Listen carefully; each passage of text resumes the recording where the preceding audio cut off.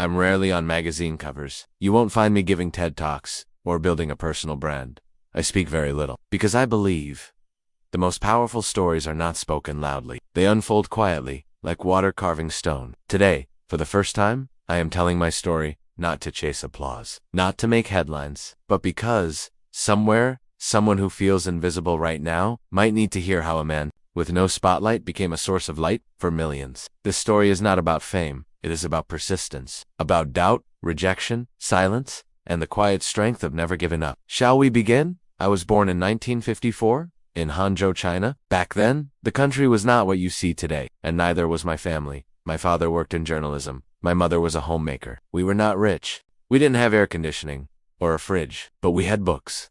And more importantly, we had resilience. When I was 12, my life was cracked open. My father was accused during the Cultural Revolution, and I had to leave school. Just like that, education, something every child deserves, was taken away. I became a bricklayer, a construction worker. I did what I had to do, not with complaint, but with quiet. And others my age were memorizing textbooks. I was carrying cement. But here's what I learned. Life does not wait for perfect conditions. You don't need a perfect beginning to build a meaningful ending. Years passed. The revolution ended. Schools reopened. And I returned to the classroom, this time not as a boy, but as a man with calloused hands. I enrolled at a radio and TV school in my 20s. It wasn't prestigious, but it was my second chance, and I grabbed it with both hands. From there, I became a journalist. My words now had a place. I asked questions. I listened to the stories people forgot to tell, and I saw something the world hadn't noticed yet.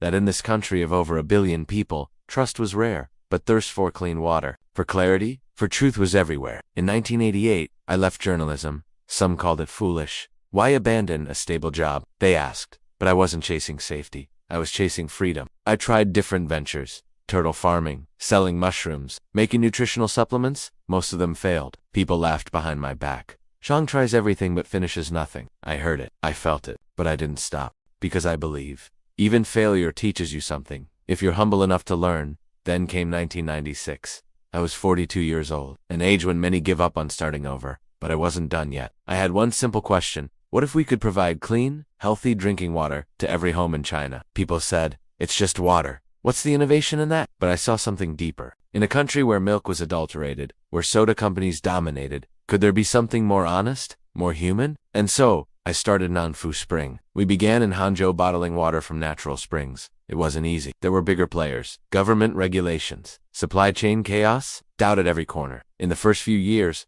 I barely slept. Every cap, every label, every source I inspected it myself. When others cut corners, we chose transparency. When others used distilled water, we chose to keep the minerals. Our slogan was simple. We do not add anything, because people don't want more. They want real. Many thought it was a naive strategy. But slowly, something happened. People started noticing. A mother gave her child our water and said, it tastes like the mountains. A factory worker drank it on a hot day and said, it reminds me of home. It wasn't just water anymore, it was trust. Bottled. And trust once earned is everything. We grew, from Hangzhou to all over China, then beyond. We expanded into tea, juice, vitamin drinks, but always with one principle. Never compromise on purity. I never had a grand marketing campaign, no flashy logo, no celebrity endorsements, just one idea. Serve people sincerely, and they will carry your name farther than you can imagine. Even today, I don't attend industry dinners. I avoid interviews, and I rarely smile for cameras. People call me the lone wolf billionaire. I don't mind, because I didn't build this company for the spotlight. I built it for the people who needed something honest in a dishonest world. I built it for the child whose only clean drink is a school bottle. For the old man who fills his thermos before work. For the young woman on a train who sips quietly while reading a book. I built it for them. Now, when I walk past a convenience store and I see someone pick up a bottle of Nanfu Spring, they don't know my face. They don't say my name, but I smile. Because deep down, I know I kept my promise. A man with no network, no fancy degree, no global stage, created something pure by never giving up on the simplest idea. People deserve something real. So, who am I? I am not a celebrity, not a tech mogul, not a household name. I am the man who walked through failure, rejection, and silence, and built something lasting, one drop at a time. Do you know who I am? I am Zhang Shanshen, founder of Nanfu Spring, a quiet builder who didn't shout, but still changed the world.